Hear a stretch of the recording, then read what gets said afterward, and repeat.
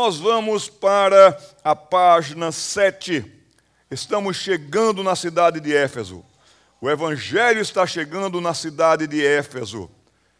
Como o Evangelho chega numa cultura totalmente obscura e totalmente em trevas e totalmente dominada, uma região onde as pessoas estarão possessas intensamente, profundamente de demônios e cercadas de religiosidade.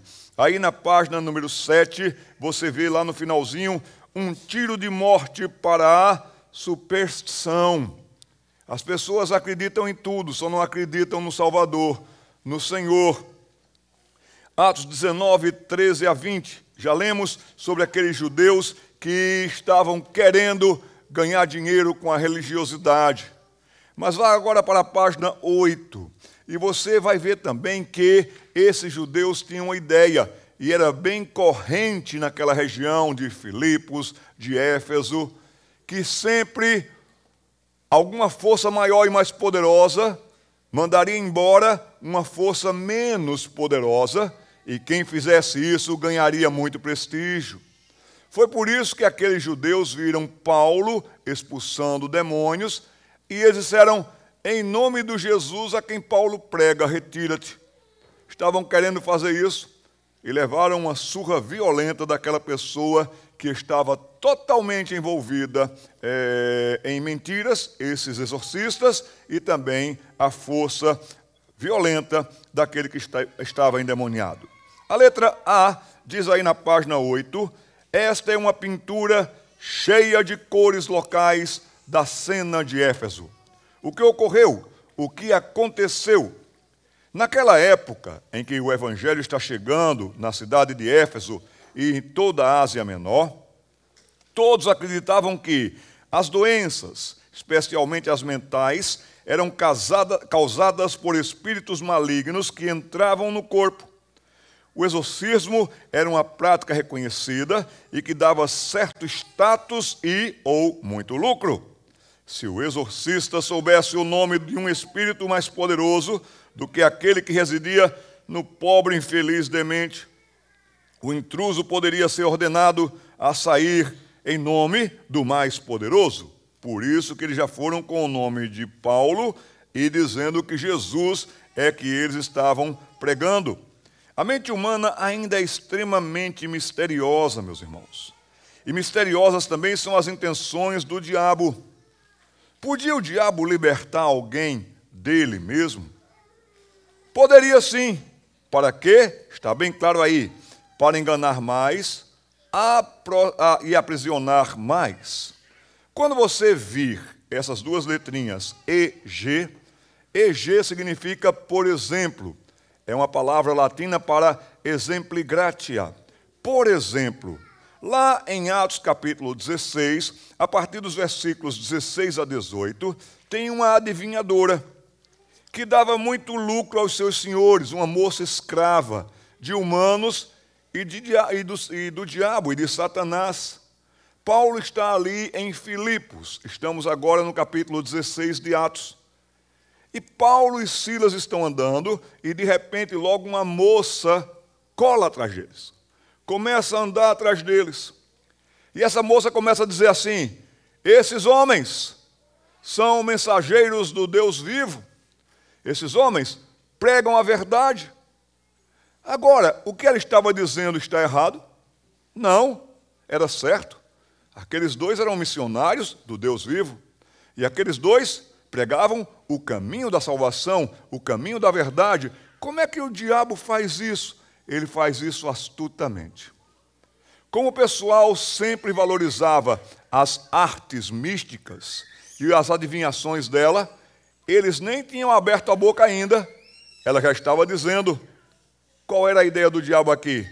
Que as pessoas crescem que quem residia nela era mais forte do que quem residia neles. Ou seja, eles nem abriram a boca e ela já disse tudo o que eles iriam fazer. Então vamos ouvi-la, porque ela é a mais forte. Tinha essa ideia da pessoa, do ser, da criatura espiritual, melhor dizendo, mais forte. Aqui no Japão não faltam templos. Pessoas correm para ver se encontram o mais forte, a maior força. A tradição das divindades japonesas, misturando-se também com as divindades orientais, tantas da Índia e todas mais, sempre tem essa ideia de Mataratsu é a mais forte deusa do Japão. Depois tem outros, e assim vai. Aquela moça que disse sobre Paulo e Silas, eles os anunciam o caminho da salvação, era isso mesmo. Eles estavam anunciando o caminho da salvação. Mas ela disse, então é tudo igual. Então tanto faz ir com ele como com ela. O povo logo iria ter essa associação. Pastor Glauber me mostrou um documentário muito bem montado pelo pastor Franklin Ferreira, genial na questão da história, como ele se dedica a isso e como Deus abençoa a sua mente. Eu pediria que ele até passasse no grupo aí esta questão de como o Evangelho chegou no Japão.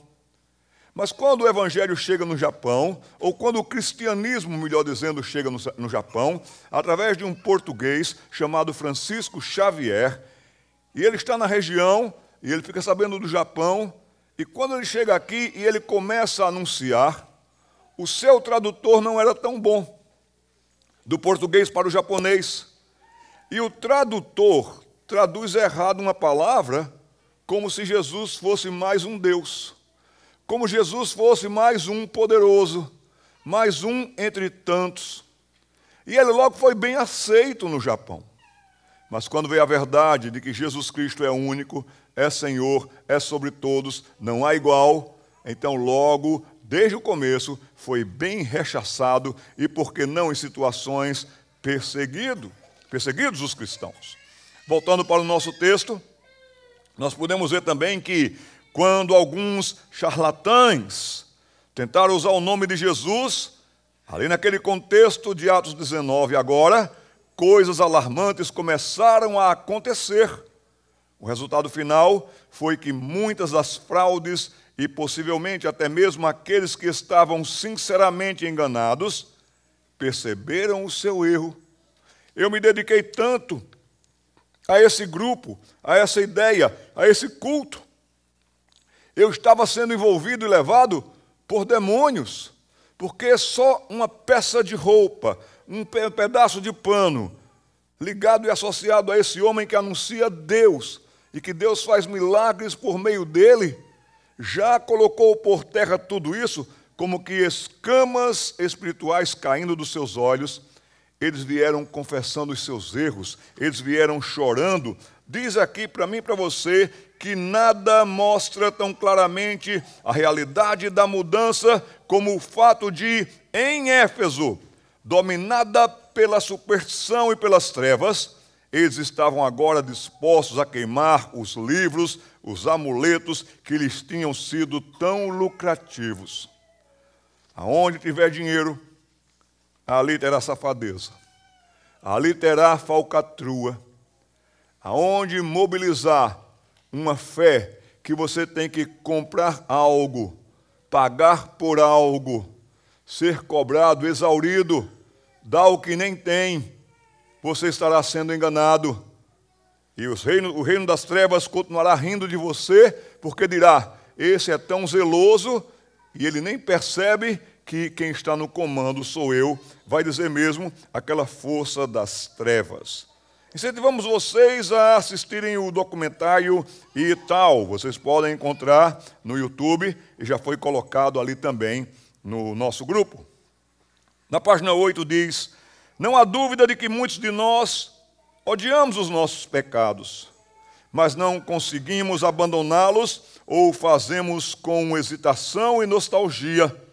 Há casos em que é necessário um corte radical. Ou você corta radicalmente, ou você vai sentir saudades, poderá sentir saudades, por isso que eles queimaram tudo. Contei para vocês a história da Dona Maria Genoveva, rompeu com tudo, se desfez de tudo que poderia trazer uma nostalgia, uma lembrança, mas era tão bom, eu estava me dando tão bem. Engano. O diabo sabe fazer as pessoas se darem bem, para depois se darem eternamente mal. Ponto 6 aí na sua apostila. Paulo tem um propósito também ali em Éfeso. Versículos 21 e 22.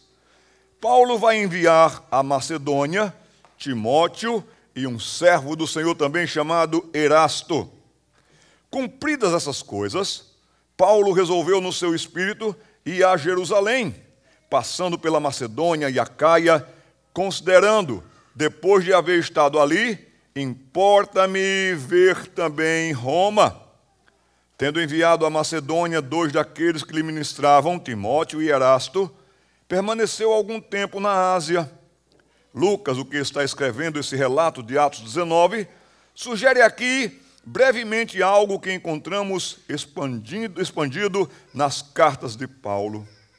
Diz-nos que Paulo pretendia ir a Jerusalém. A igreja, naquele momento em que Paulo estava em Éfeso, ela que já vinha de perseguições, ela que já vinha de situações de intimidação, a igreja ali era muito pobre, ela empobrecera. Temos situações no mundo em que a igreja é muito pobre, pessoas nada têm. Me lembro que quando conseguiram parar com a guerra lá em Angola, Angola estava destruída, mas muitos crentes estavam ali, conhecendo Jesus, confiando em Jesus. A igreja aumentara em Angola, mas o povo ainda tinha muita fome. Através de acordos com o Brasil, empreiteiras foram lá para Angola ajudar a reconstruir aquele país tão rico de diamantes embaixo do solo, tão pobre, miséria mesmo do povo em cima do solo. E para tudo agora tinha fila para emprego, fila para que as pessoas conseguissem pelo menos ter alguma coisa para levar para casa. Mas percebeu-se uma fila em que estava cheia de pessoas de idade crianças, ou seja, uma força para o trabalho que ou estava bem fraca, os idosos, ou era bem fraca as crianças. E aquela fila começou a não ter mais fim. E o que estava acontecendo? Que fila era aquela? Era das pessoas esperando para que os sacos de cimento fossem usados. Que o cimento então fosse colocado na obra e aquele saco que uma vez retivera o cimento fosse colocado de lado, deixado de lado. E as pessoas estavam pedindo aquele saco de cimento. Os brasileiros não entenderam por quê. Por que você quer um saco de cimento? Pensem comigo aqui, a condição retangular do saco de cimento. Aquelas pessoas eram tão pobres que elas faziam um rasgo aqui em cima, dois rasgos aqui ao lado, e o saco de cimento servia como vestido, como roupa. Era essa situação. Você lembrou da igreja que é pobre, da igreja que é perseguida? Lembrou-se dela hoje? No nosso comentário aqui, nós podemos ver que Paulo queria voltar a Jerusalém, porque a igreja ali era muito pobre, e Paulo planejou fazer uma coleta em todas as igrejas gentias para ajudar a igreja de Jerusalém. Encontramos referências a essa coleção em 1 Coríntios capítulo 16, 2 Coríntios capítulos 8 e 9, Romanos capítulo 15, a partir do versículo 25, sempre Paulo preocupado com assistência espiritual e também social para aqueles crentes. Paulo avançou com esse projeto por dois motivos. Primeiro projeto, porque queria sublinhar, deixar bem destacado para a igreja do Senhor, também para nós aqui no Japão, a unidade da igreja da forma mais prática. É tão bom estarmos aqui, mas também tem irmãos que não conseguem nem se reunir, porque não tem forças para ir, não tem alimento em casa, não tem roupa para vestir sequer. Paulo queria mostrar que todos pertenciam ao corpo de Cristo e que quando uma parte do corpo sofre, o resto do corpo, o restante do corpo deve ajudar. Em outras palavras, quis tirá-los de um interesse exclusivamente congregacional e dar-lhes uma visão da igreja maior, e bem mais espalhada, da qual faziam parte. Um hábito muito bonito no Ocidente é que igrejas trocam correspondências e elas conversam entre si, escrevem cartas. Uma igreja em tal continente escreve para os crentes daquele continente e assim vão trocando informações, incentivos. Quando há uma necessidade, ninguém pede a ninguém. A liderança faz esse meio campo. E essa igreja que pode ajudar, ajuda essa igreja que precisa de ajuda. Tudo de maneira muito bonita. Assim, Paulo está dizendo que nós deveríamos pensar muito mais além do que a nossa congregação local. Tem irmãos que podem estar precisando da nossa ajuda. Mas em segundo lugar, lá no início da página 9, Paulo queria dar-lhes uma lição de caridade cristã. Sem dúvida, eles sabiam das dificuldades da igreja em Jerusalém e sentiam isso. Paulo queria ensinar-lhes que esse sentimento tinha que ser traduzido em obras. Estamos estudando o contexto de Efésios. A nossa intenção também é ver como a carta aos Efésios também nos ajuda como igreja. Coisa muito bonita é que os crentes, logo cedo, decoram Efésios 2, 8 e 9. É só a gente começar e a maioria dos crentes conscientes sabem responder: porque pela graça sois salvos, mediante a fé. Isso não vem de vós, é dom de Deus, não de obras, para que ninguém se glorie. Agora, você já decorou o versículo 10? Você sabe o que está escrito no versículo 10? Você é salvo pela graça, você tem a fé, suas obras não lhe garantem sucesso no céu, mas sim a sua obediência ao Senhor, o seu amor por Ele. Mas e na prática? O versículo 10 vai dizer: pois somos feitura dele. Somos agora feitos novas criaturas em Cristo Jesus. Essa carta de Efésios que nós lemos ontem é tão enfática nisso. Verso 10 diz: pois somos feituras dele, criados em Cristo Jesus para as boas obras, as quais Deus de antemão preparou para que andássemos nelas. Jesus Cristo também no Sermão do Monte diz que nós deveríamos ser bondosos, atenciosos, prestativos, prontos, para que os homens vissem as nossas boas obras e glorificassem ao nosso Pai que está nos céus. Como nós não queremos que os outros achem que nós somos salvos pelas obras, nós não praticamos obra nenhuma. Precisamos ser bondosos, generosos. Graças a Deus temos o que comer, temos com o que nos vestir. A maioria de nós, até em comparação com outros irmãos que sofrem, tem bastante, tem mais. Alguns têm demais. Que Deus nos ajude a sermos bondosos e generosos. Mas agora, quando o Evangelho está progredindo, se preparem, porque neste mundo tenebroso, as forças das trevas irão agir. E virão com ódio, e virão com força. Agora você tem aqui no ponto 7, em Algarismos Romanos, o alvoroço de Éfeso. Atos 19, versículos de 23 a 41, Demétrio excita grande tumulto. E sempre vai ter um ou outro que vai ser especialista nas mãos do inimigo para causar grande tumulto. Sempre vai ter um que vai divulgar tal ideia, tal ideologia, tal proposta. Sempre virão grupos. E assim sendo, esses humanos, eles são agentes das trevas. Eles são pessoas que o diabo, quando da linhagem de Caim, vai dizer, é só dar um incentivo e eles realmente tumultuarão. Tem locais hoje em que os crentes não podem nem se reunir direito no Ocidente, porque logo virá um tumulto. Eu me lembro da história da filha de um querido amigo meu, pastor Haiken, pastor da Igreja Batista do Pará, a primeira igreja lá no norte do Brasil. Aquela moça estava na universidade e ela já estava para cumprir a sua dissertação, para apresentar o seu trabalho, a sua tese. e era na área de sociologia. E ela fez o seu trabalho sobre o casamento entre um homem e uma mulher. E ela apresentou porque o casamento era de um homem com uma mulher. O que acontecia no casamento de um homem com uma mulher? Como um homem deveria tratar uma mulher, a mulher deveria tratar um homem. Mas a universidade toda pegou fogo.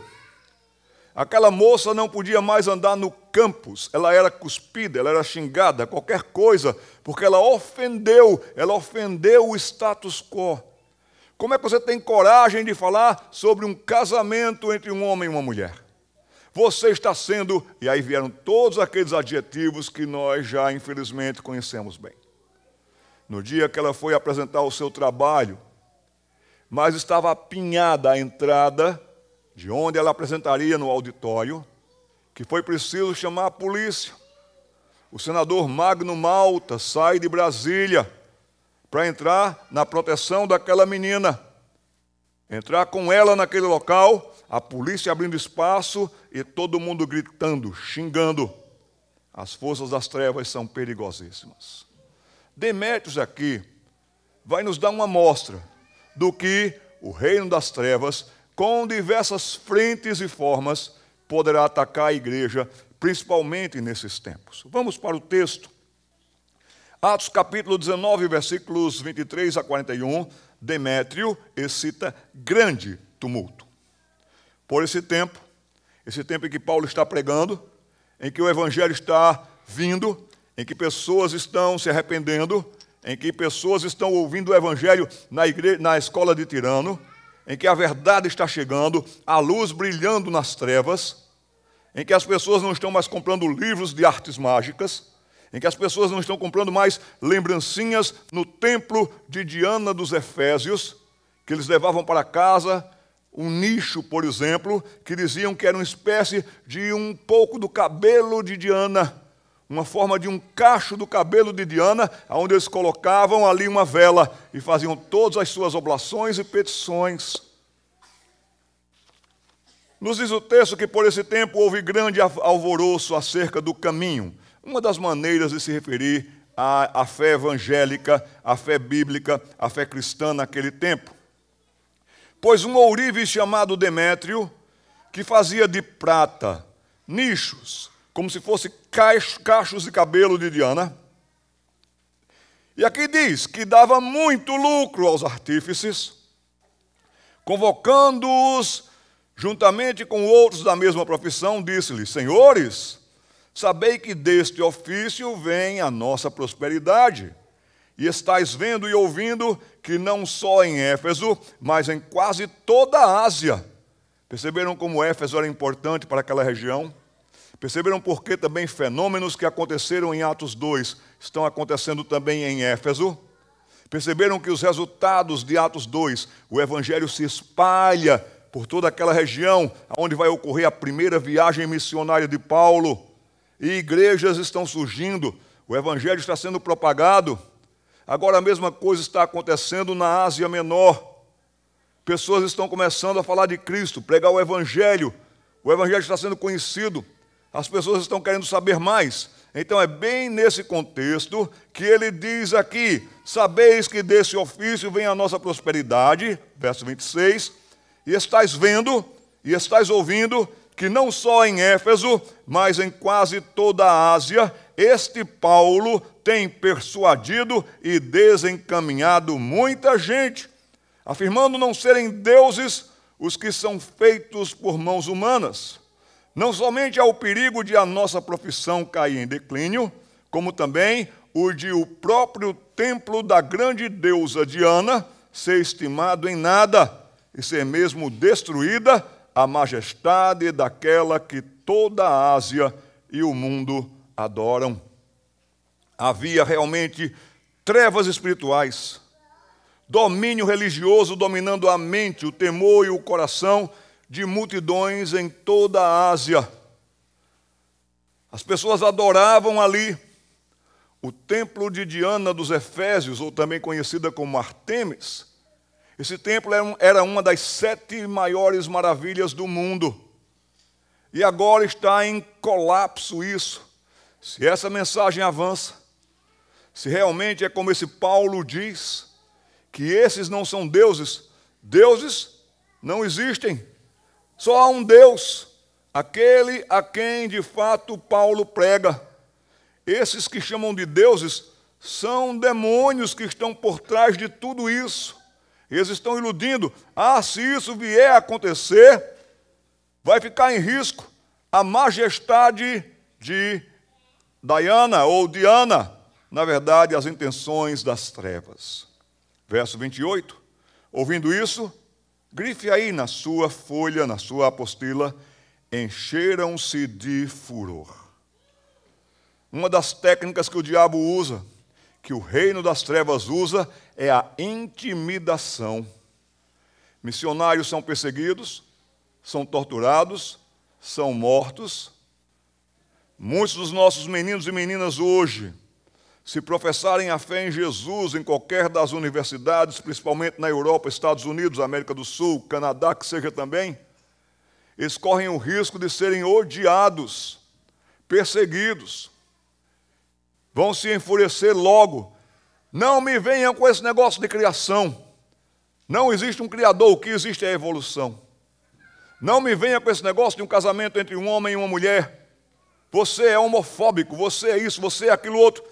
E se encherão de fúria. O texto está mostrando para você que a história pode se repetir sim. Verso 28, ouvindo isso, encheram-se de furor e clamavam a plenos pulmões. Grande é Diana dos Efésios. Foi a cidade toda tomada de quê? De confusão. Grife isso também aí na sua apostila. Quanto mais confusão, mais caos. Quanto mais confusão, mais inibição, fúria, ódio, rancor. Página 9, no texto que nós estamos lendo aí, o alvoroço de Éfeso. Você vai encontrar uns números pequenininhos aí, e você vai ver aí no versículo 29, foi a cidade tomada de confusão, e todos, a uma multidão em fúria, uma turba furiosa.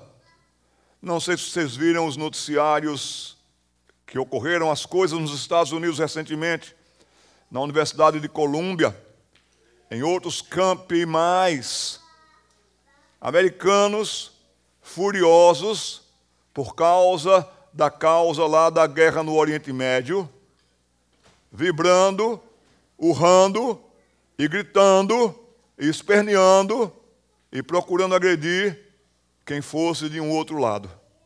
Todos eles defendendo aqueles que ofenderam, aqueles que atacaram, que agora são, como chamam, de vítima. Aqui diz para mim e para você que todos a uma se arremeteram para o teatro, arrebatando, melhor dizendo, os macedônios, Gaio e Aristarco, companheiros de Paulo. Querendo Paulo apresentar-se ao povo, não lhe permitiram os discípulos. Também as iarcas, uma explicação aqui, são funcionários da província, que eram amigos de Paulo, funcionários públicos do governo romano, mandaram rogar-lhe que não se arriscasse indo ao teatro. A situação era perigosa, de linchamento, por que não de morte. Vai ser nessa região que Paulo vai ser apedrejado, na região de Tessalônica, e vai ser tido como morto de tanta pedrada que Paulo levou. Verso 32 diz, uns, pois, gritavam de uma forma, outros de outra forma, porque a assembleia, ou seja, aquela reunião, caíra em confusão. E o príncipe da confusão quer mais confusão ainda, quer mais tumulto ainda, quer mais inibição ainda, para que a mensagem do Evangelho não alcance aquelas pessoas. E na sua maior parte, nem sabiam por que motivo estavam reunidos. Presta atenção aqui agora. Tem muitos filhos de crentes até defendendo causas ideológicas sem nem saber do que está falando. Não vejo nada demais, não acho nada demais, não tem problema algum. É que a sua mente é fechada demais. Tem muita gente que, se dizendo cristã, defende essas causas que, na verdade, são antibíblicas. Quando falta conhecimento, o povo fica realmente numa situação de estado mental tal.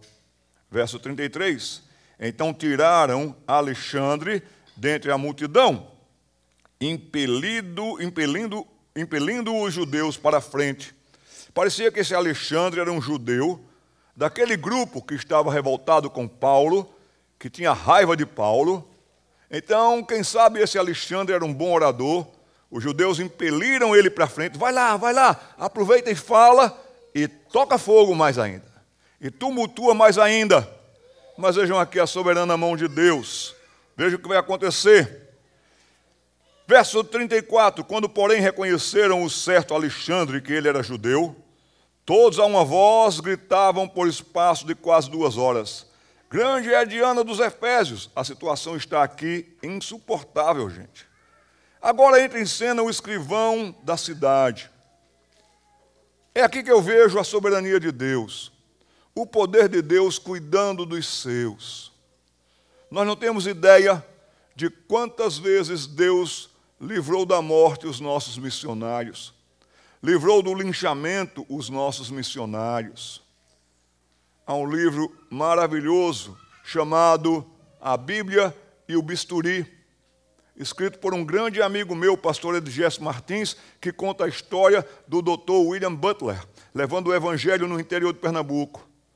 E ali tem a história de um homem que chegou numa cidade pequena de Pernambuco, e quando quis pregar o evangelho ali, foi realmente execrado. Cercaram-no para linchar. Nisso ia passando um senhor de posses, um fazendeiro, viu aquele tumulto, desceu do cavalo, veio: o que é que está acontecendo aqui? Nós vamos linchar esse homem aqui agora mesmo, porque ele é um herege e outros impropérios mais. Aquele homem que não tinha nada a ver com aquela situação, disse: não, ninguém vai bater nele não, venha comigo. Pegou a mão daquele rapaz, levou para sua casa e disse: quem tocar nele, toca em mim. E a minha cabroeira toda vai dar um jeito em vocês. Olha que situação. Quando chegou lá, depois da janta, deu pouso para aquele homem e disse: por que queriam linchar você? Por que queriam bater em você? Porque eu só vim pregar o evangelho. O que é isso? É a palavra de Deus. Então fala aí para a gente. Chamou todo mundo e o evangelho foi pregado. E aquele homem creu em Cristo. Mas aquele homem foi instrumento de Deus para livrar, até mesmo do linchamento ou morte, aquele que ia ser linchado lá no interior de Pernambuco. Aqui tem a palavra escrivão. Não acharam em português uma palavra melhor e mais apropriada. Mas aqui parece ser um funcionário público e importante para Roma e para a situação. Está dizendo que o escrivão da cidade, tendo apaziguado o povo, disse: senhores, Efésios, quem porventura não sabe que a cidade de Éfeso é a guardiã do grande templo de Diana e da imagem que caiu de Júpiter? Ora, não podendo isso ser contraditado, convém que vos mantenhais calmos e nada façais precipitadamente, porque esses homens que aqui trouxestes não são sacrílegos, nem blasfemam contra a nossa deusa. Portanto, se Demétrio e os artífices que o acompanham têm alguma queixa contra alguém, há audiências e procônsules que se acusem uns aos outros. Aqui não é a hora, aqui não é lugar. Está chateado, Demétrios? Vocês estão aí revoltados? Então vão nos órgãos certos. Parem com isso. Aqui no versículo 39, mas se alguma outra coisa pleiteais, será decidida em assembleia regular, porque também corremos perigo de que, por hoje, sejamos acusados, por Roma, na verdade, de sedição, não havendo motivo algum que possamos alegar para justificar essa balbúrdia, esse ajuntamento aqui. E o escrivão, tendo dito isso, ele conseguiu dissolver aquela assembleia. Que história é essa, não, gente? Eletrizante essa história, está até aqui na sua apostila. Esta história emocionante e eletrizante lança muita luz sobre seus personagens. Em primeiro lugar, Demétrio e os ouríveis. O problema é que isso atingiu o ponto mais sensível, o bolso. É verdade que alegaram que se preocupavam com a honra de Artemis ou Diana, mas o que mais os preocupava era mesmo a renda.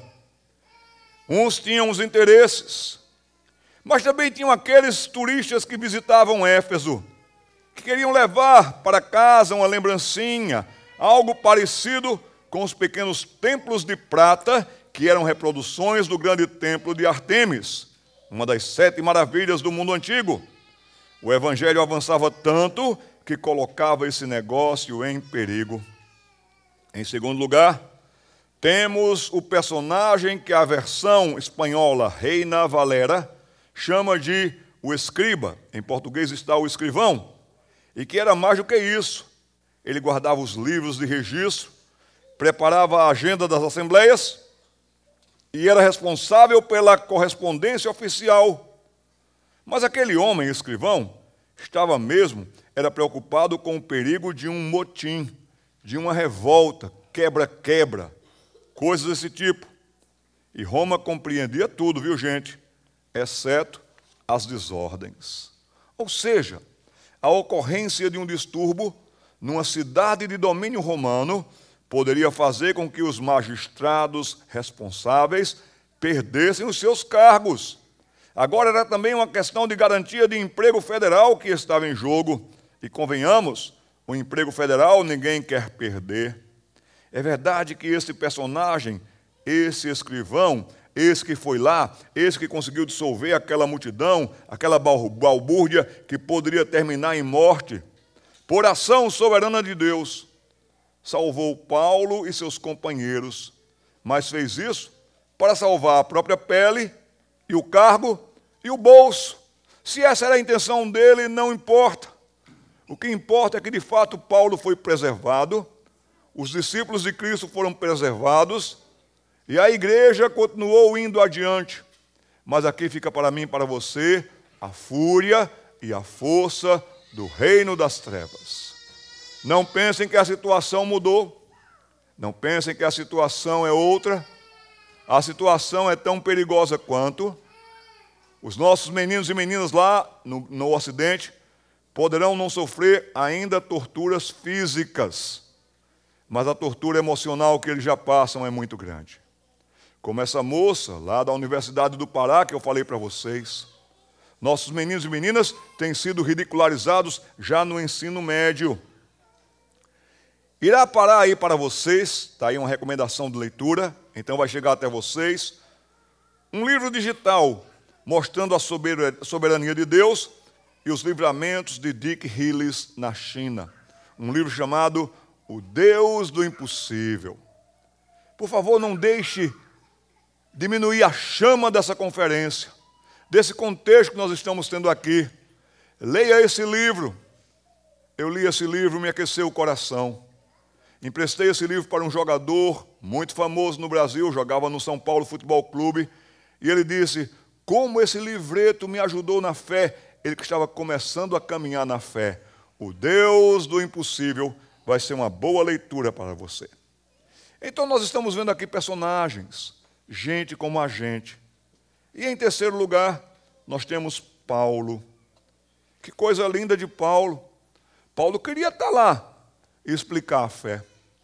Paulo queria chegar lá no meio daquela multidão, mas vocês lembram que o povo disse: não, até aqueles funcionários de alto escalão, não, Paulo, não faça isso. Paulo não era um kamikaze da fé, não, gente. O que Paulo era, está aqui no texto. Paulo queria mostrar seu rosto na frente da multidão, mas eles, os amigos de Paulo, não o deixaram. Ele era um homem que não conhecia o medo. Para os ourives e o secretário da cidade, a primeira coisa era a sua própria segurança, mas para Paulo, essa foi a última coisa. Não quer dizer que Paulo era afoito, não quer dizer que Paulo era precipitado. Paulo amava tanto a verdade que ele não temia o perigo. Eu tenho um irmão e um amigo, vi chegar no tempo de seminário, magrinho, jovem, calmo. Vocês já deveriam ter ouvido falar, se não ouviram falar, de Ronaldo Lidório. O que Ronaldo Lidório já enfrentou na vida. O que Ronaldo Lidório já teve na vida de confrontos. É impressionante. Um homem santo de Deus vencendo uma batalha contra o câncer. Agora Ronaldo deve estar com seus 57, 58 anos de idade. Já passou por câncer ósseo. Já foi atacado e ele tem alergia ao ferrão da abelha, a picada da abelha. Ele foi atacado na África, que quase foi tido como morto por aquelas abelhas. Vale a pena você ver também, vai estar na sua mão o livro Missões, um texto de Ronaldo Lidório. Você vai ver a primeira parte, a introdução de ele lá no Peru, como estava numa situação de perigo. Alguém que não considerou a sua vida como valiosa, desde que o nome de Cristo fosse conhecido. Vale a pena você ver um filme.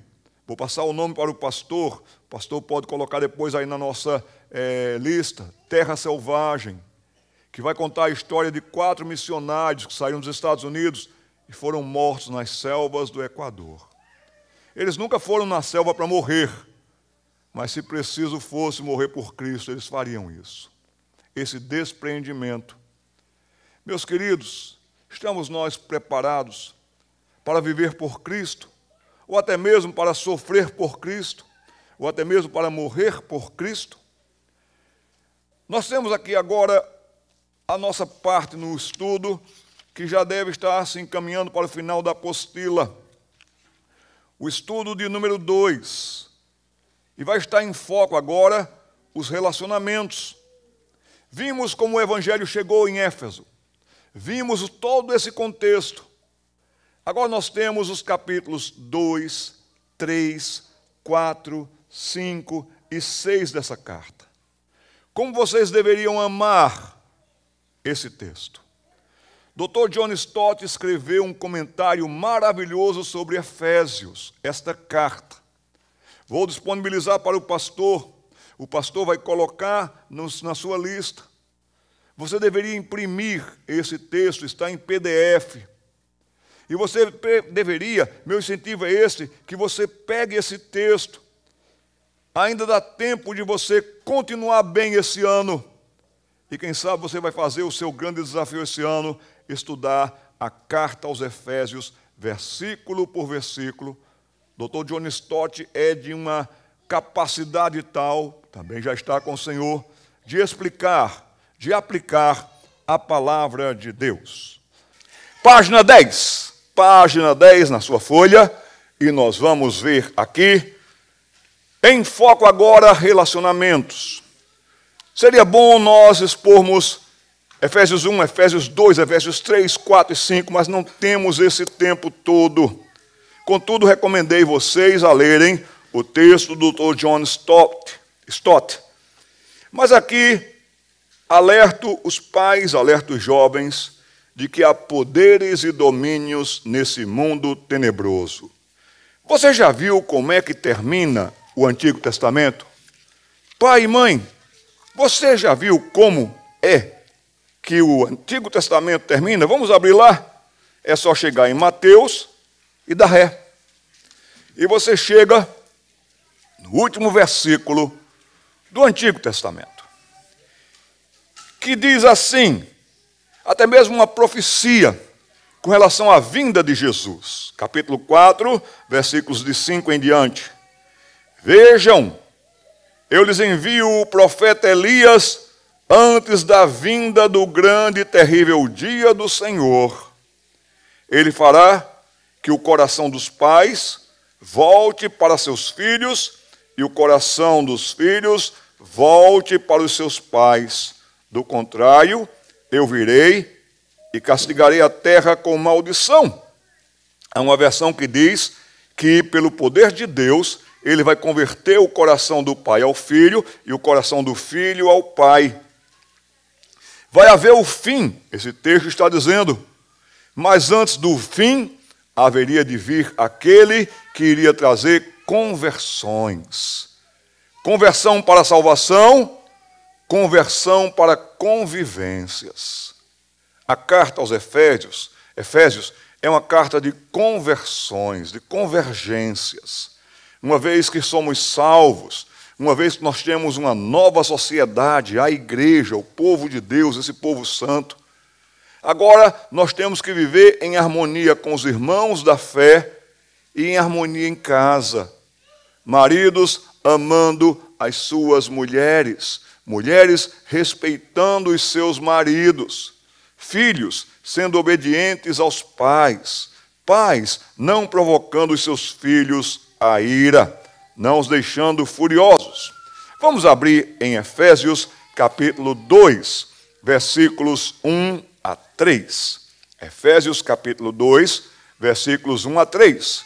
Já vimos o contexto da cidade de Éfeso. Contexto espiritual, religioso, propensões a tumultos. Vimos que o evangelho chegou nas trevas, como poderosa luz.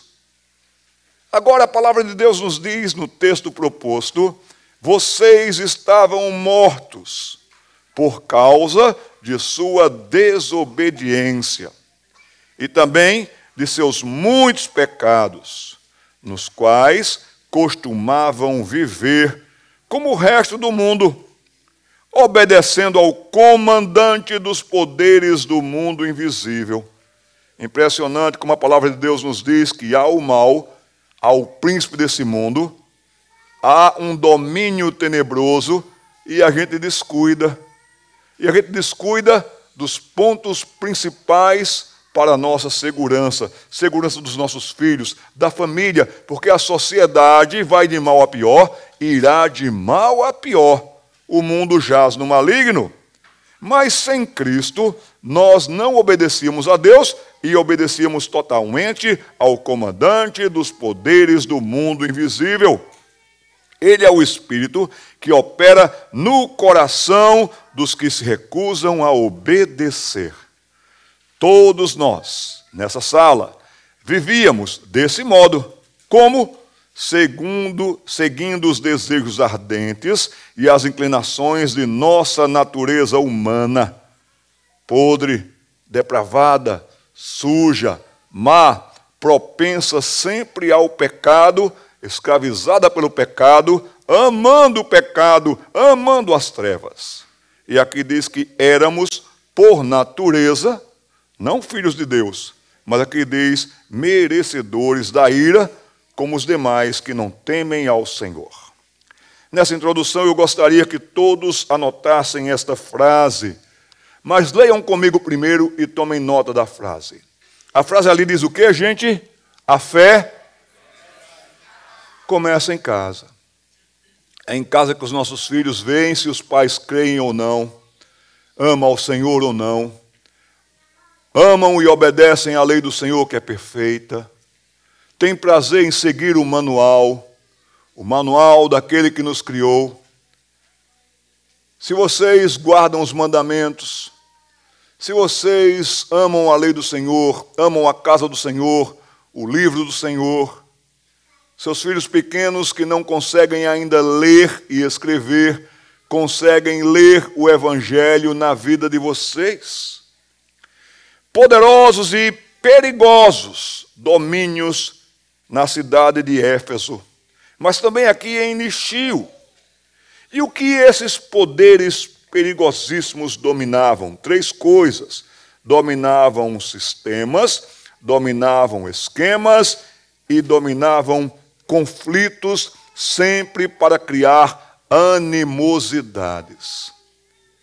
O sistema desse mundo é para criar logo brigas, broncas, desavenças, ódio entre marido e mulher. Nos filmes, quantos casais estão brigados? Nos filmes, seriados, séries, quantos filhos com raiva dos seus pais? Quantos filhos desobedientes aos pais? Pais sem autoridade alguma? Este mundo é o mundo do caos. Esse mundo é o mundo da situação tenebrosa. Sistemas de ensino, sistema econômico, sistema da mídia, esquemas combinados para a divulgação de tudo que for anti-Deus, anti-Cristo, anti as Escrituras, anti-cristianismo bíblico. Agora, essas forças espirituais do mal que nós andávamos outrora, e nessa carta aos Efésios nós temos um capítulo 6, a partir do versículo 10 até o versículo 20, mostrando para a gente que são principados e potestades, forças tenebrosas, perigosas, que nós não poderemos andar nesse mundo se nós estivermos desarmados, desnutridos e sem proteção da armadura de Deus. A quem esse sistema dominava? Indivíduos, todos e cada um. Mulheres, homens, sistemas, crianças. Saibam de uma coisa, nos dias de Jesus, ele expulsou demônios também de crianças, de homens, de mulheres, mas também pessoas que tinham esquemas religiosos que odiavam a Jesus. Este é o momento e a situação. Tradicionais hipócritas como os judeus da sinagoga lá de Paulo, lembra?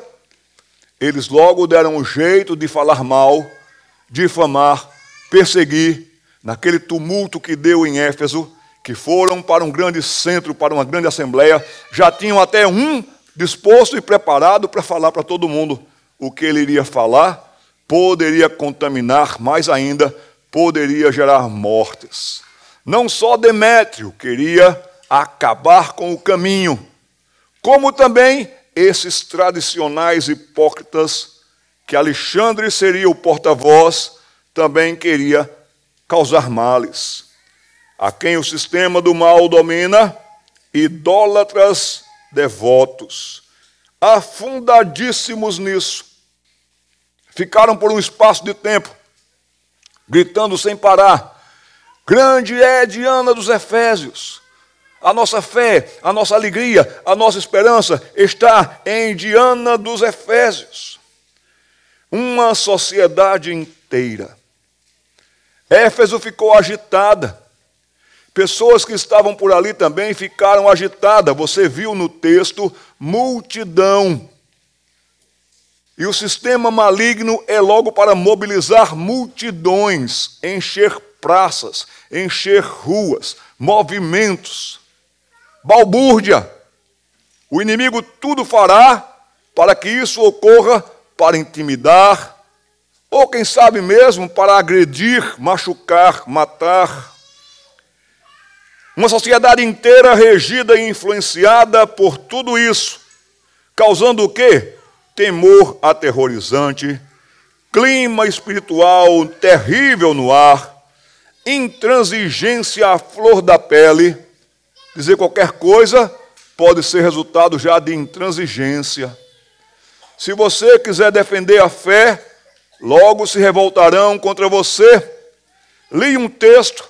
Não era um autor cristão, muito pelo contrário, era um militante de ideologia, que contou a história de que iria haver uma aula para todos os alunos de classe média, e reuniram no pátio da escola, providenciaram as cadeiras, estavam ali a turma da primeira série, segunda, terceira, quarta série, quinta série, colocaram todos os meninos e meninas ali, porque iriam falar sobre casamento é a felicidade de quem quiser. Pode ser homem com homem, mulher com mulher. E aquela professora estava então falando sobre isso. E quando abriu para o espaço de perguntas e colocações, todo mundo levantou a mão e falou aquilo de acordo com o que ouvira. E todo mundo aplaudiu. É isso! Ai, é lindo, o amor é lindo. É isso! Aquela menina de 14 anos levantou a mão e disse: eu não concordo. Casamento é entre um homem e uma mulher. Assim é para alegria, felicidade, obediência. E logo todo mundo que estava perto daquela menina, todo mundo afastou, como se aquela menina tivesse uma enfermidade tremenda. Mas algumas das colegas dela começaram a ranger os dentes contra ela. E se aproximaram daquela menina de 14 anos e começaram a cuspir naquela menina. E cuspiram tanto, pressionaram tanto, ela não tinha para onde correr, não tinha o que fazer. Ela desmaiou e eles continuaram cuspindo naquela menina. Ela ficou encharcada de cuspes. Toda a direção da escola, os professores, estava todo mundo aqui e só ficou assistindo a cena. Isso aconteceu na Inglaterra. Depois de um tempo nesse estado e condição, tiraram aquela menina. E aqueles mais ou menos 400 alunos que ali estavam, no outro dia seus pais receberam um aviso pela forma de comunicação entre escola e pais. na caderneta escolar, na agenda escolar: senhores pais, o que você esperaria? Seus filhos agiram muito mal, seus filhos foram desrespeitosos com uma pessoa, com uma colega, seus filhos cuspiram numa pessoa, mas eles não leram isso, eles não ouviram isso. O que eles leram ali foi: senhores pais, queremos pedir desculpas a vocês. Seus filhos, eles foram contrariados. Seus filhos se sentiram mal porque uma pessoa disse algo que machucou muito seus corações. Já tomamos providências contra aquela menina e ela provavelmente vai ser expulsa da escola. Algo nesse sentido. Jesus Cristo orou por nós. Ele disse: não peço que os tires do mundo, porque nós vivemos esse mundo. Esse mundo é de Deus, criado por Deus. Esse mundo está sob maldição, mas esse mundo será restaurado. Aqueles que perseverarem ressuscitarão e viverão num mundo novo, lindo, novo céu, nova terra, onde habita a justiça. E aí será para sempre, sem a presença do pecado, sem o poder do pecado. Viveremos para sempre sob a regência do Rei dos Reis. Os injustos terão os seus caminhos, serão encaminhados para o inferno. Mas saibam disso, antes que o dia final chegue, todo dia poderá ser dia de luta para os seus filhos. Todo dia poderão receber informações de ideologias. Uma sociedade inteira se levantou contra aqueles do caminho. Na sua folha ainda, já falei para vocês da filha do pastor Heiker, lá da Igreja Batista, que quase não pôde apresentar o seu trabalho de formação e conclusão de curso. Relacionamentos eram afetados em Éfeso. Homens e mulheres se agrediam. Homens e mulheres se desentendiam. Homens e mulheres se desrespeitavam. E muitos dos efésios e das outras regiões que vinham para Éfeso começaram a ouvir desde a escola de Tirano como é que se comporta na vida cristã. Porque você vem para a igreja por um ritual, por uma tradição, ou você vem para aprender o que o manual nos diz? Pais, tragam suas Bíblias para a igreja, tomem nota, peguem lápis como de cor, marquem os textos, tragam anotação, bloco de anotação, incentive seus filhos a anotarem também. Primeiro dia que eu estive com vocês, gostei de ver que os adolescentes tinham uma apostila. Precisamos trabalhar a mente, o entendimento, o coração. Vocês viram ontem, no primeiro capítulo, é entendimento, é compreensão, é iluminação no coração. Nós devemos aproveitar esse tempo que temos aqui para aprender. Também o que acontecia ali, tratamento social, comercial, sofrível. No caso de Éfeso, senhores tratando mal os seus escravos. Na época era assim. Os escravos odiando os seus senhores. Mas hoje, quantos de nós podem odiar o trabalho, podem odiar o chefe? Alguns chefes podem tratar mal os funcionários. Como lidar com isso? Esquemas, sistemas, animosidades, é o que o diabo mais vai querer. Trazer insatisfação desde o seu trabalho para que você já chegue em casa irritado, já saia de casa irritado. Não saia de casa sem oração. Como está a sua armadura para enfrentar essa luta? É certo que não dormita nem dorme o guarda de Israel, é verdade, mas o diabo também não cochila com relação às intenções que ele tem contra você. Ele quer acabar com você, com o seu casamento, com o ambiente no lar. Tem um texto na carta aos Efésios, abra comigo o capítulo 4, que é um dos versículos mais curtos da Bíblia, curtos em extensão. Você já ouviu esse versículo?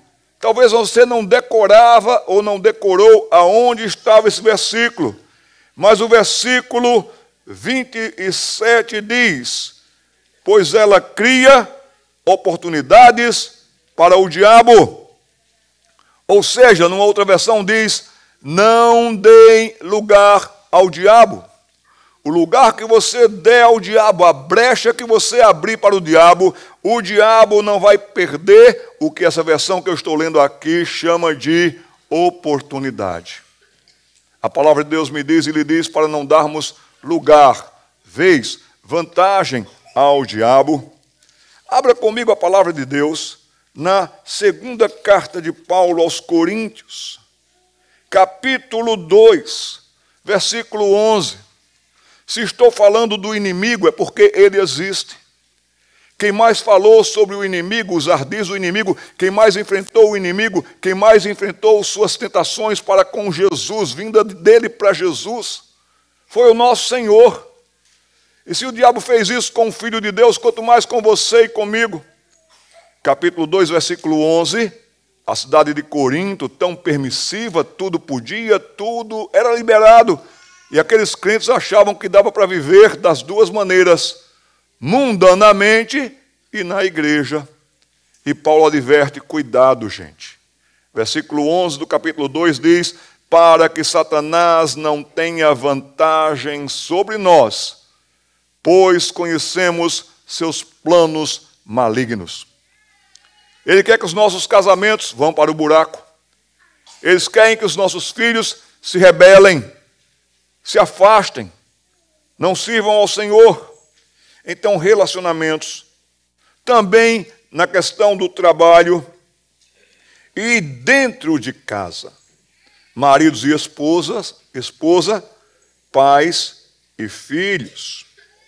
Forças das trevas escravizavam fortemente e completamente, sem chance para aquela gente de Éfeso.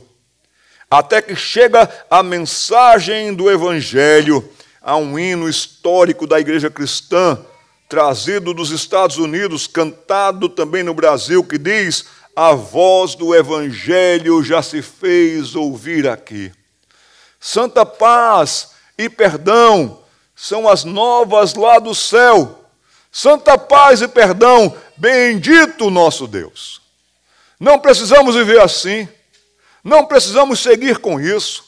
Não precisamos nos acabar relacionamento, amizade, respeito. Não precisamos ser como os demais que não conhecem o Evangelho. O Evangelho é boas novas. E o Evangelho também, nos nossos corações, nos torna novas criaturas. As coisas velhas passaram. Tudo se fez novo. Letra C1. O que é o Evangelho? O Evangelho, segundo Romanos capítulo 1, versículo 16, é o poder de Deus. Dunamis é a palavra para poder, de onde nós tiramos a palavra dinamite.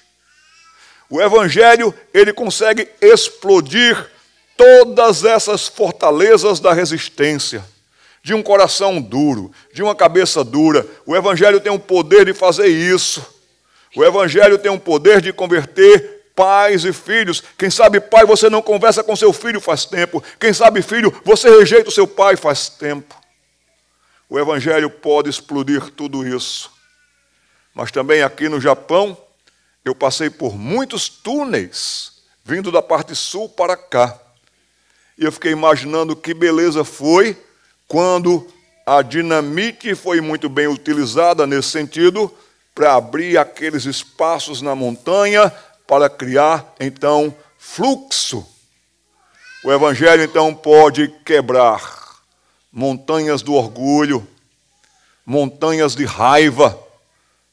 O Evangelho pode fazer explodir o ódio, para abrir caminhos para os corações, para as reconciliações. O que é o Evangelho? Veja a lista que está aí na sua apostila: é esperança para os desesperados, água para os sedentos, pão para os famintos, luz para um povo que andava em trevas e padecia ali. O Evangelho é libertação aos cativos Isaías capítulo 61, versículos 1 e 2 diz que o Messias haveria de fazer isso para pôr em liberdade os cativos, libertar você de você mesmo, da sua cabeça dura, do seu coração duro. Colossenses capítulo 1, versículos 13 e 14, diz que Deus, Ele nos tirou de um calabouço escuro, frio. Ele nos libertou do império das trevas. E Ele nos transportou para o reino do Filho do seu amor, em quem nós temos a redenção em seu nome. Sem Cristo, sem chances. Sem Cristo, mais divórcios no Japão. Sem Cristo, mais crises entre pais e filhos. Estava conversando com Alexandre e eu estava lendo algumas coisas sobre o Japão e vendo alguns comentários e documentários. Na cidade de Tóquio, pré-adolescentes e adolescentes saindo de casa para ficar na rua. Se vocês procurarem, vocês vão encontrar meninos e meninas, rapazes e moças, pessoas tão jovens, com umas maletas pequenas, com suas malas, indo dormir na rua, porque é melhor dormir ao relento do que dormir com aqueles pais em casa. Uma menina falou para um dos repórteres em off: eu prefiro ficar ao relento, prefiro ficar aqui, na rua, do que voltar para casa. O que é o Evangelho, continua a lista, é paz para os aflitos, deixo-vos a paz, a minha paz vos dou, é alegria para os depressivos, é rumo, caminho para os alienados, é segurança para os abatidos de espírito e surrados dessa vida. O Evangelho é lastro, leme, vela e âncora para barcos desgovernados e desequilibrados com gente dentro. A canoa virou, tornou a virar. Mas quando Cristo está no barco, tem aquela canção que cantamos com as crianças, mas deveríamos cantar mais em casa. Com Cristo no barco, tudo vai muito bem, vai muito bem, vai muito bem. Com Cristo no barco, tudo vai muito bem.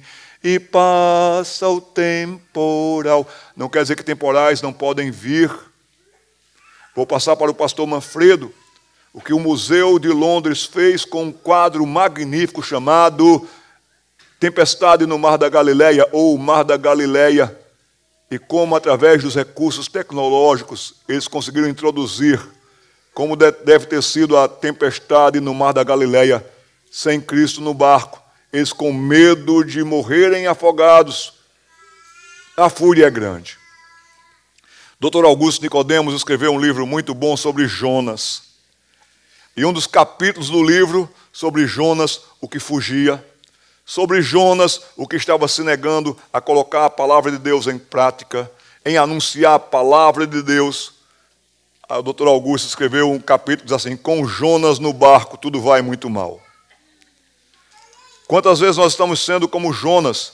Temos uma missão: cuidar dos nossos lares, preservar nossos casamentos, cuidar das nossas famílias. Se você é um homem grosso, pare com isso, você vai prestar contas a Deus. Se você é um pai relapso, pare com isso, você vai prestar contas a Deus. Se você é um filho rebelde, pare com isso, isso não lhe trará paz, isso vai fazer com que você preste contas a Deus.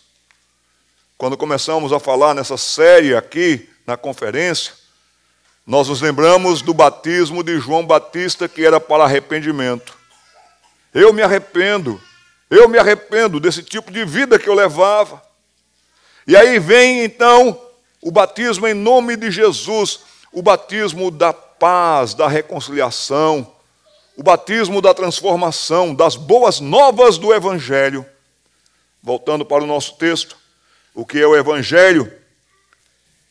O Evangelho, ponto C2 aí na sua apostila, é o que filosofia, psicologia ou qualquer tentativa humana não pode fazer pelo ser humano, mas Jesus pode.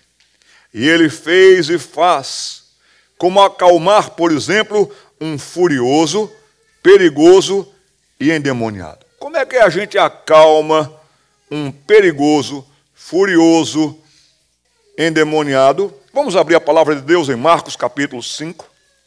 Abra a Bíblia lá. Peço que todos confiram nas Escrituras. Aqui é bem próximo do episódio onde Jesus acalmou aquela tempestade.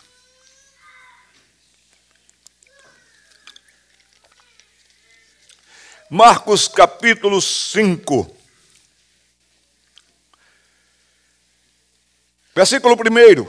Assim chegaram ao outro lado do mar da Galileia, a região dos Gerazenos.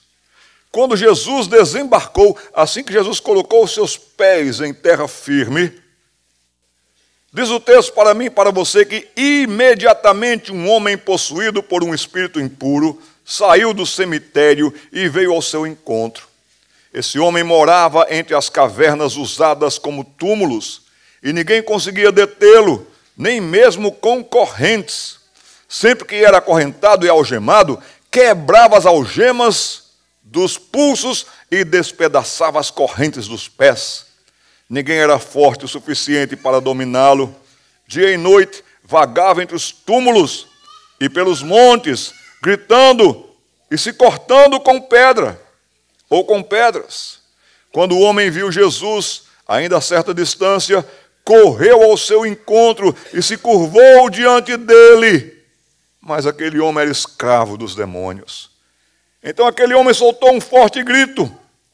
Vejam que não é mais aquele homem que está falando. Por que vem me importunar, Jesus, Filho do Deus Altíssimo? Em nome de Deus suplico que não me torture. Pois Jesus havia falado ao espírito: saia deste homem, espírito imundo, impuro. Jesus lhe perguntou qual é o seu nome. Ele respondeu: meu nome é Legião, porque há muitos de nós dentro deste homem.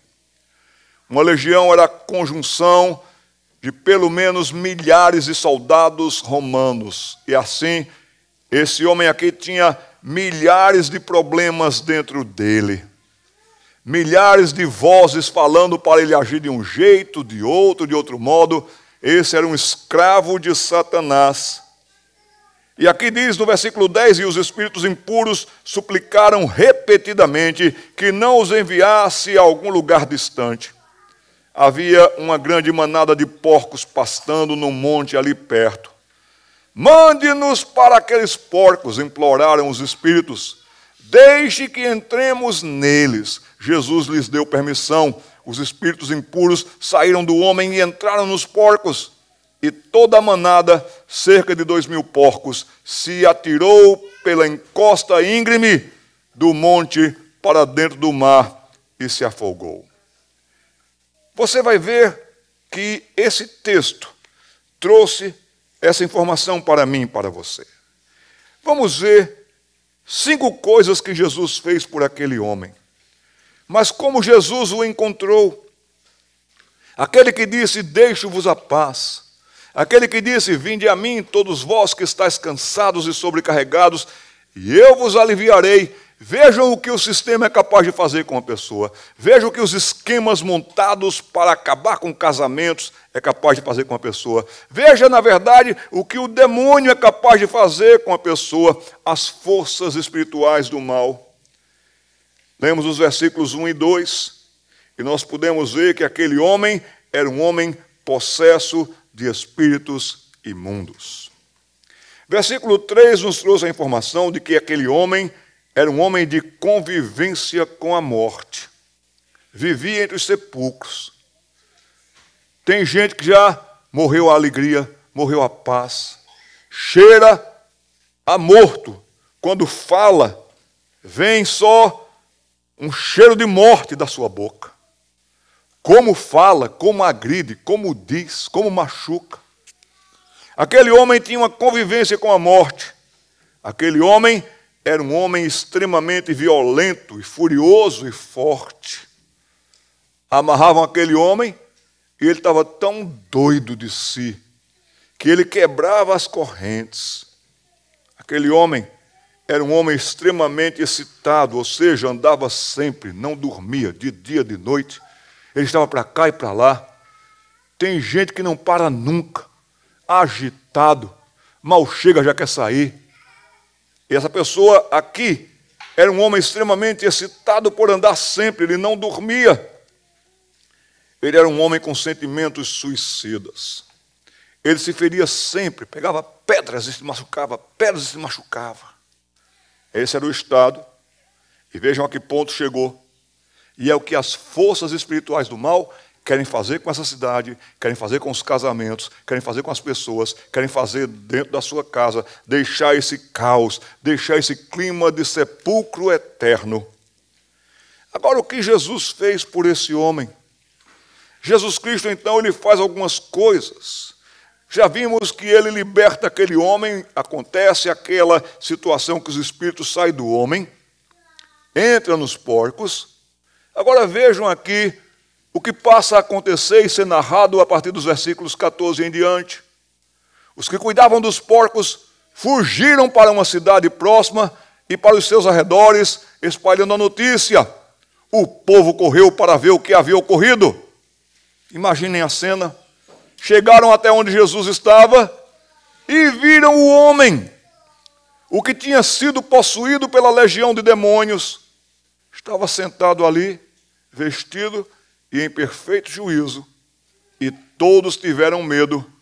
Então os que presenciaram os acontecimentos contaram aos outros o que havia ocorrido com o homem possuído por demônios e com os porcos. A multidão começou a suplicar que Jesus fosse embora da região.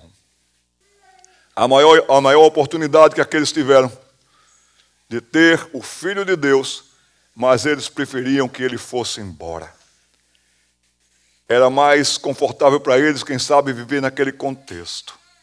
Mas eu não quero me concentrar na multidão.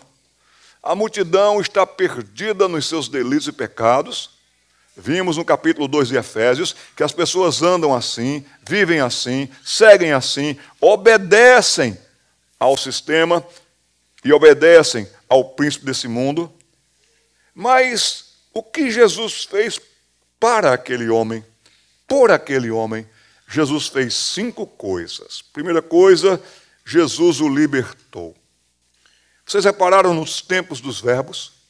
Quando eles voltaram, eles viram o que fora endemoniado, o que tivera demônios.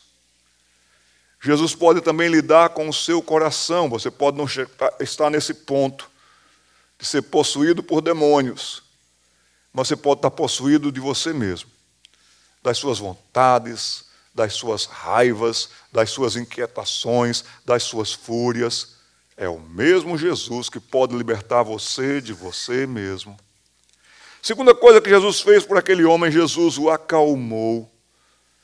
Quando eles chegam, encontra o que for agitado, o que viver agitado, o que andava agitado, o que não dormia, o que andava por aí de noite e de dia. Agora o agitado estava assentado, calmo, e até seguir aquela música, sereno e tranquilo.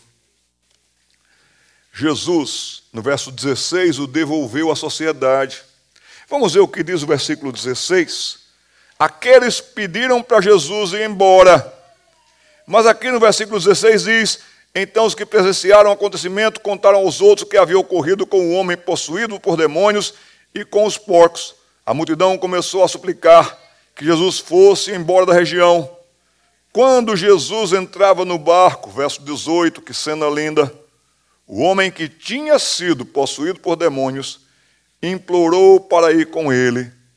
Jesus, porém, não permitiu e disse: volte para sua casa, vá para sua família e conte-lhes tudo o que o Senhor fez por você e como ele foi misericordioso. Então o homem partiu e começou a anunciar pela região das 10 cidades quanto Jesus havia feito por ele, e todos se admiravam do que ele dizia. Vá para a sua casa, mas vá diferente. Vá para a sua casa e mostre para os outros como Deus teve misericórdia de você e compaixão de você. Segundo o versículo 18, Jesus colocou também em sua vida um novo desejo Deixa eu ir com o Senhor, Jesus. Seguir a Cristo. Alguns de vocês chegaram quebrados, arrebentados, cheios de ódio no coração aqui no Japão. Alguns de vocês trataram o cônjuge de maneira terrível. Seus filhos preferiam ficar na escola, em qualquer canto, até que a luz do Evangelho brilhou na sua vida, na sua casa. Conversando com alguns de vocês, eu perguntei como você veio a Cristo. Foi aqui no Japão, foi aqui no Japão, foi aqui no Japão. E agora vocês, tendo a oportunidade de voltar para os seus familiares lá no Brasil, em visita, ou se eles visitarem vocês, que oportunidade vocês têm agora de mostrar a vida nova, com um novo desejo que Deus colocou no coração de vocês, seguir a Cristo. Novidade de vida. E aí, Jesus também fez dele um evangelista. Jesus fez dele um evangelista. Aí eu me lembro da história de um bordel lá no Maranhão, anos 70. Ali estavam algumas moças que, por falta de oportunidade na vida, iletradas, não tinham nenhuma profissão, terminaram indo parar nos bordéis. Aquelas moças estavam ali servindo a toda aquela situação no pecado. Uma delas engravidou, teve um neném que nasceu ali dentro, convivia com elas. Elas se revezavam para guardar o menino, para proteger o menino, enquanto estavam nas atividades. Mas agora o menino estava maiorzinho, chegou um casal de missionários naquela cidade.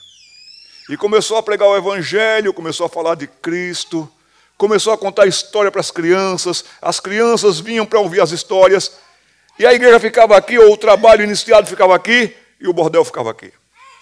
E aquelas moças daqui olhavam pessoas agora partindo para a igreja, passando por ali para a igreja, achando tudo bonito. Quando cantavam, e as crianças cantavam junto, o vento trazia aquelas músicas lindas, e elas ficavam ali ouvindo. Duas mocinhas se converteram, iam passando bem na frente do bordel, aquelas moças, com as Bíblias que ganharam.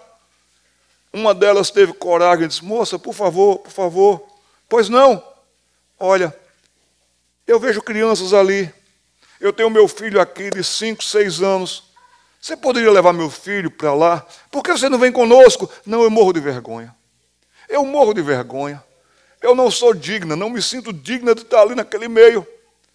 Não, nós levamos seu menino sim. E pegou na mão de um lado, do outro, tal. Levaram o menino voltou radiante. Voltou contando toda a história que aprendera. E agora, domingo após domingo, aquelas moças passavam, pegavam aquele menino ouvia, e o tempo foi passando, e o que ele ouvia, contava para todas elas. E o que aconteceu? Que aquele menino agora era um garoto, seus 12, 13 anos, contava tudo para aquelas mulheres. E uma se arrepende e deixa o pecado, e outra se arrepende e deixa aquela escravidão de vida, e outra vai, acaba com todo aquele sistema. Aquele esquema não existe mais. A mãe dele se converte. Aquele menino vai ser um pastor. Aquele menino vai salvar muita gente, começando por aqueles testemunhos internos. Houve paz nessas vidas, houve libertação nessas vidas. Ponto 3 na sua apostila: a carta aos Efésios é um poderoso anúncio do Todo-Poderoso Deus. Eis que faço novas todas as coisas. Andamos pelas ruas de Éfeso. Vimos a ágora. Vimos como a situação era de ida, vindas, atropelos, atrapalhos. Vimos a confusão, o tumulto. Vimos tudo isso. Mas quando chegou o Evangelho em Éfeso, eis que faço novas todas as coisas. Você também viu o que aconteceu com os membros da igreja de Filipos? Aquela adivinhadora foi liberta. O carcereiro ia se matar, foi liberto. O Evangelho é o poder de Deus. Aqui tem um esboço prático da carta aos Efésios, pelo Dr. John Stott. Aconselho você a pegar a sua Bíblia, como eu fiz com a minha Bíblia aqui, E eu fiz toda a divisão aqui de acordo com esse esboço. Ficou bem prático de estudar e de ler. Aqui você tem um bom esboço. Veja aí que dentro dos pontinhos escuros tem 1, 2, 3, aí ao lado 4, 5, 6, uma sequência muito boa e prática para você ler essa carta, estudar essa carta. Em primeiro lugar, coloque aí onde está Vida Nova, coloque o algarismo romano 1, tá certo? Depois 2, 3 e 4. Vamos dividir essa carta em 4 partes. Primeira parte, vida nova. Na vida nova que Deus nos dá, olhe que divisão tríplice linda nesse capítulo, ou nesse bloco, ou nessa parte. Toda bênção espiritual. Uma oração por conhecimento. E por graça, nós que andávamos mortos nos nossos delitos e pecados, Ele nos deu vida, nos ressuscitou em Cristo. O velho homem morreu. Agora nós podemos ser novas criaturas. Se você quiser colocar aí ao lado, 2 Coríntios capítulo 5, versículo 17, quem está em Cristo, nova criatura é. Aí nós vamos agora para o que é que Deus fez com essas novas criaturas. Que Ele salvou individualmente. Ponto 2 aí ao lado, uma nova sociedade. Deus não lhe salvou para você ficar por aí. Deus lhe salvou para você ficar por aqui. E Ele nos quer juntos, reunidos. Se você quiser colocar aí ao lado de uma nova sociedade, coloque Atos 2, 41, 42. Atos 2, 41, 42, para você ver como viviam os novos convertidos. Mas nessa nova sociedade que chamamos de igreja, aonde tem o escravo tem o livre, aonde tem o rico tem o pobre, aonde tem homens, mulheres e crianças, Ele reúne esse povo, o povo dele. E essa divisão tríplice nesse bloco, que começa aí já numa parte do capítulo 2, a partir do versículo 11, nós podemos ver sobre uma única nova humanidade. Ou seja, não tem o evangelho do seu jeito, do seu modo. Tem o evangelho do modo de Deus. Tem o evangelho bíblico. Cuidado com o grupo que você frequenta. Cuidado com os ensinos perigosos que você escuta. Nem todo o que me diz Senhor, Senhor entrará no reino dos céus, mas o que faz a vontade do meu Pai que está nos céus, disse Jesus, e a sua vontade está clara, revelada nas Escrituras. Não é nada forçado, é tudo muito claro, muito bem encaixado. Agora vejam que coisa bonita para mim e para você, o privilégio sem igual de Paulo. Paulo se punha de joelhos, orava. Paulo ia, fazia, obedecia. E você também tem esse privilégio igual ao de Paulo, não de ser apóstolo, porque ele foi um apóstolo, você não é, mas de ser um discípulo de Cristo, de ser um propagador das boas novas, de anunciar o evangelho. É um privilégio sem igual. Como lhes disse, viajando por esse Brasil inteiro, ou por aquele Brasil inteiro, porque eu estou do outro lado do mundo, tantas vezes eu estou num voo ao lado de alguém famoso. No ano 2009, eu fui chamado pela Igreja Presbiteriana do Brasil para os cultos de gratidão a Deus pelos 150 anos da chegada do nosso primeiro missionário presbiteriano em nossa pátria. E durante os anos de 2008 e 2009, eu viajei o Brasil inteiro. O nosso ponto de encontro era a cidade do Rio de Janeiro. Tanto os batistas como os presbiterianos tiveram no Rio de Janeiro o seu alavancar. E quantas vezes eu ia no sábado para reuniões, para acertos, para planejamentos, e eu pregava no Rio de Janeiro domingo de manhã em alguma das nossas igrejas, e voltava no voo das 3 da tarde, do domingo, para pregar em São Paulo, a partir das 7 da noite. Voo curto, 1 hora de chegada. Mas aquele horário das 3 da tarde era o horário que o programa do Faustão parava, porque ia ter o futebol. Depois voltava e continuava. Então, naquele horário das 3 da tarde, viajava muito ator global, muita atriz global, viajei com muita gente famosa. E eu pensava cá comigo, poxa vida, estou ao lado desse cantor, estou ao lado desse ator, estou ao lado dessa atriz. Mas eu quero dizer uma coisa para vocês, nunca me impressionei com isso. Lidei com jogadores da seleção brasileira de futebol, muito famosos, nunca me importei com isso. Converso com todo mundo. Mas uma coisa que eu pensei, não para a minha glória, nem para o meu orgulho, não era privilégio meu estar sentado ao lado deles não, viu gente? Para quem conhece a Jesus, se você conhece a Jesus, é um privilégio para o seu vizinho ser seu vizinho. É um privilégio a pessoa viajar com você ao lado.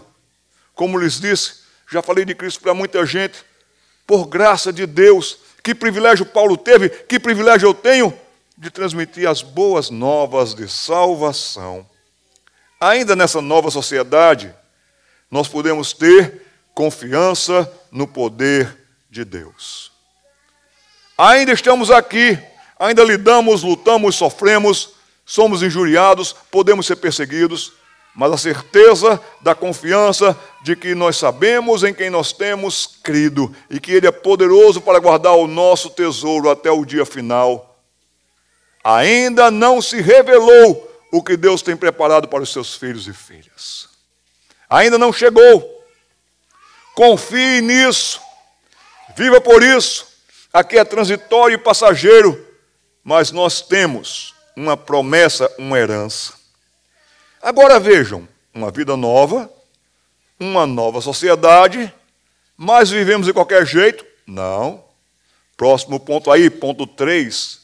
Algarismo Romanos, novos padrões.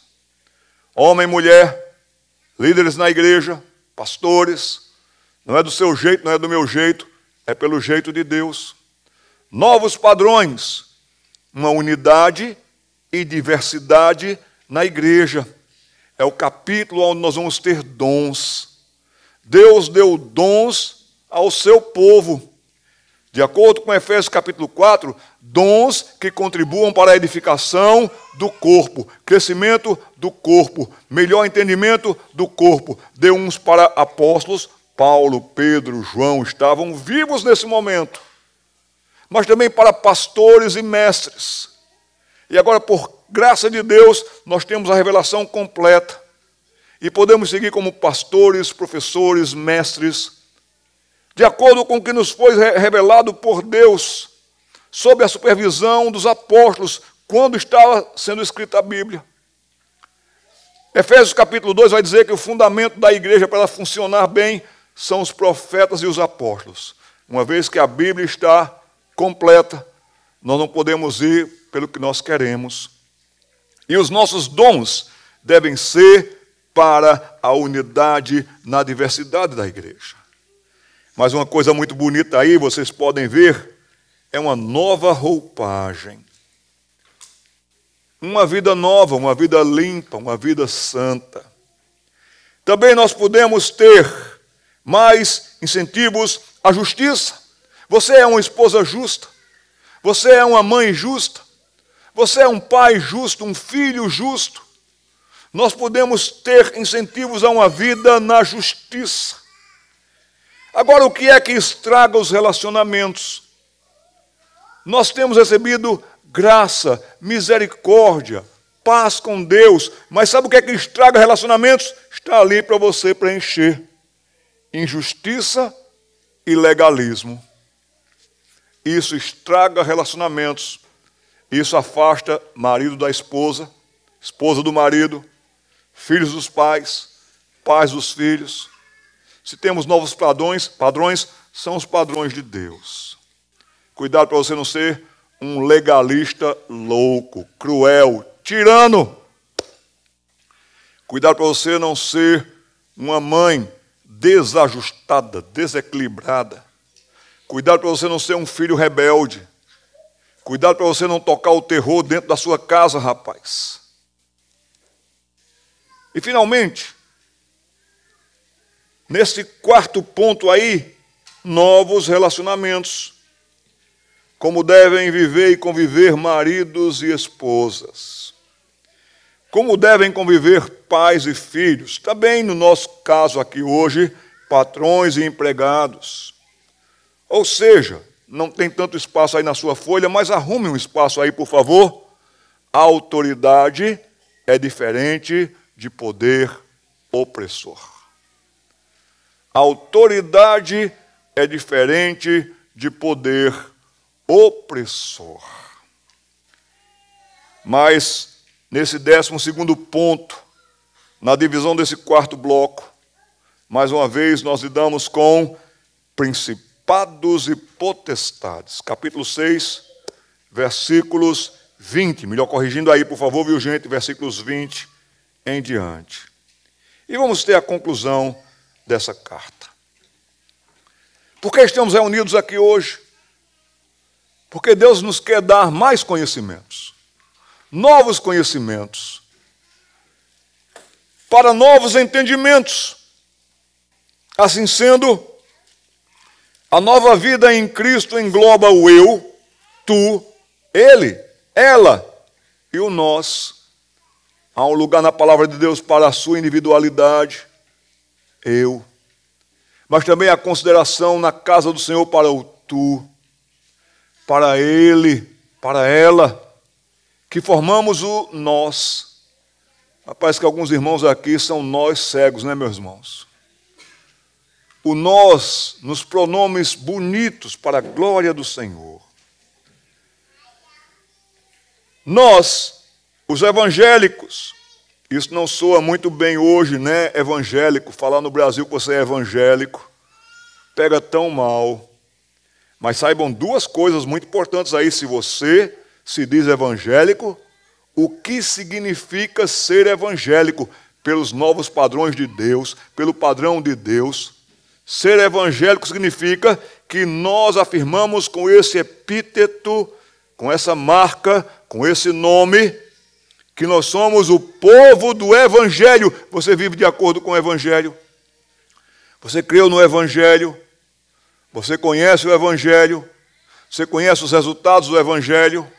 Você viu o resultado do que Jesus fez na vida daquele homem? E você viu também como aquele homem passou a ser uma nova pessoa, uma nova criatura, a mesma carcaça, mas atitudes tão diferentes. Eu sou assim mesmo, não mudo. Então você não passou por uma transformação. Você não passou pelo poder do Evangelho. Aqui também ele diz e me diz que não abrimos mão do autêntico Evangelho cristão. Aonde está escrito? Como está escrito? Conheça a doutrina. No final da vida dos apóstolos, eles estão morrendo. Paulo morreu. Pedro morreu. Tiago morreu. Os apóstolos estão morrendo. A igreja está indo adiante. No final da vida dos apóstolos, vão vir para dentro da igreja, Atos capítulo 20, Paulo mesmo disse, quando eu partir, virão lobos para dentro do rebanho. Pedro, Paulo, João advertiram sobre os falsos mestres. Cuidado com os falsos mestres. Se você conhecer a palavra de Deus, doutrina, logo você vai perceber aonde está o falso, como é o falso ensino. Se você tem afinidade, afinação com as Escrituras, você até perceberá o falso, mas nunca se esqueça que eles são mestres. Falso mestre. E o mestre sabe como colocar, cativar, atrair. Mas é o Evangelho quem desmascara a fonte deles, a conversa deles, o engano deles, e eles são desmascarados pela verdade. Esta, está na sua folha aí, é mesmo uma reivindicação ousada. Certas pessoas se ressentem com isso. Por que vocês evangélicos dizem que vocês estão salvos? Por que vocês evangélicos dizem que vocês retêm a verdade? Mas nós precisamos de coragem e fé a fim de manter essa afirmação. Sim, eu sou evangélico. E eu vivo pela fé no Filho de Deus. Eu sigo a lâmpada para os meus pés, luz para os meus caminhos, para eu não tropeçar no buraco e para eu ver aonde eu estou entrando. e evitar. Na sua folha, na página de número 13, vai dizer uma tendência cada vez mais deformante do que seja evangélico. Estão deformando esta palavra. Em primeiro lugar, tem muita gente que chega a proclamar salvação individual, o que em tese não está errado, viu, gente? Somos salvos unicamente. Eu não posso salvar minhas filhas nem minha esposa, nem elas a mim. A porta do céu é estreita, só passa um por vez. Não está errado. O errado vai estar como, me entendam nisso, por favor, quando a gente desvia o foco do todo. Olha aí o que diz. Quando não enfatizamos a integração na comunidade dos salvos. Não tem esse negócio de você ficar crente em casa, desigrejado, distante do povo de Deus, não tem. Como é que viviam os primeiros cristãos? Enfatizo aí em Atos 2, 41, 42. Eles estavam juntos, eles estavam unidos, aprendendo da doutrina dos apóstolos, no partir do pão, na comunhão, nas orações. É na igreja de Cristo que nós temos a comunhão e também as mutualidades. Levai as cargas uns dos outros. Orai uns pelos outros. Quem chora, quem sofre, socorra. Quem se alegra, se alegre junto. Então, por favor, meu irmão e minha irmã, não tem esse negócio de você só enfatizar a salvação individual. Cristo nos salva individualmente para a igreja, para o rebanho. Aqui, nós precisamos também equilibrar as coisas, porque nós enfatizamos mais uma parte do que a outra, ou seja, para purificar para si um povo exclusivamente seu. Ele lhe salvou para quê? Para purificar para si um povo exclusivamente seu. Está lá em Tito capítulo 2, versículo 14.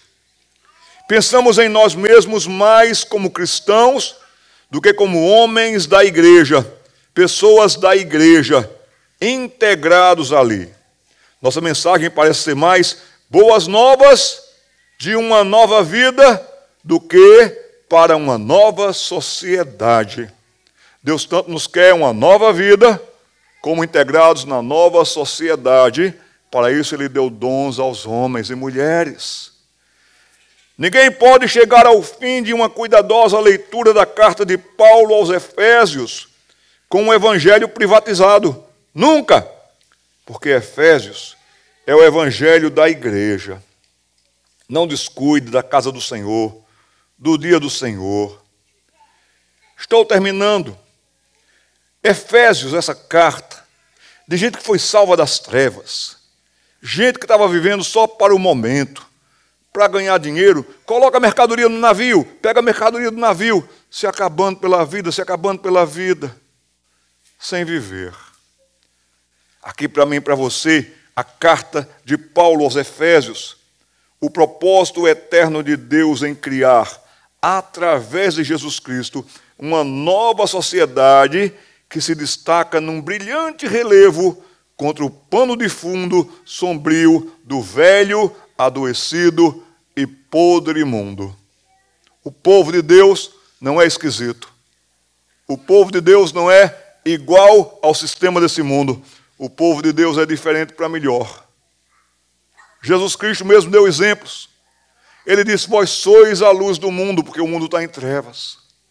Ele disse, vós sois o sal da terra. O sal naquela época não tinha geladeiras, não tinha refrigerações para proteger a carne de apodrecer, porque os insetos vinham e colocavam seus ovos ali.